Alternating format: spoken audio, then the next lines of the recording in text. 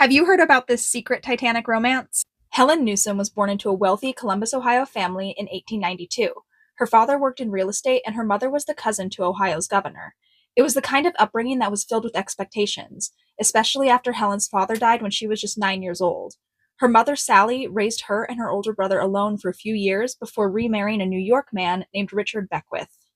From that point on, Sally had high hopes to shape Helen into a poised, well-connected young woman, and that did not include letting her fall in love too young or with the wrong man.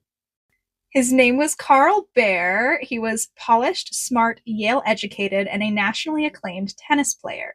He played for the Davis Cup and was a finalist in the U.S. National Championships. He had every credential a mother could ask for, except Sally didn't approve.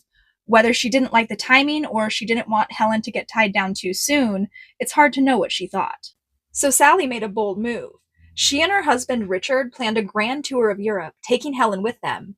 Grand tours were like a rite of passage for wealthy people in Edwardian times. Maybe, Sally thought, a few months abroad would open Helen's eyes to new experiences and new prospects. But Karl wasn't giving up on his love that easily. When he discovered that Helen would be returning to America on board Titanic, he arranged a whole business trip just so he could be on the return voyage back. He boarded Titanic discreetly in Cherbourg, France, while Helen and her family boarded in Southampton. Imagine Sally's surprise when she sees Karl Bear walk on board.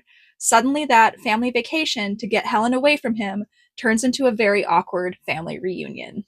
Despite the tension, the group, Helen, Sally, Richard, Karl, and some acquaintances, spent their time in first class, not knowing what lay ahead. When Titanic struck the iceberg on April 14th, Helen and her group were among the lucky few to get into Lifeboat 5. It was one of the first lifeboats lowered. At the time, the ship still looked perfectly safe to many, and a lot of people hesitated to leave. But that moment, escaping the disaster together, may have changed everything. But what do you think happened to Karl, Helen, and her family? Comment what you think down below, and come back and find out in part 3. Less than a year after surviving Titanic, Helen and Karl were married, and they had Sally's blessing. Whether it was the trauma they had gone through together, or maybe Karl just proved he wasn't going anywhere, Sally had a change of heart about the man who her daughter fell in love with. They had 4 children together, and Karl continued both his tennis career and a successful path in banking. He ranked in the U.S. top 10 several times between 1906 and 1915. He passed away in 1949. Helen eventually remarried, but she never lost her love for travel, for society, or for the remarkable life she carved out, starting with a love story that defied expectations, and survived the Titanic. So which Titanic passenger do you want to talk about next? Comment down below and give me a follow for more true stories that you won't find in the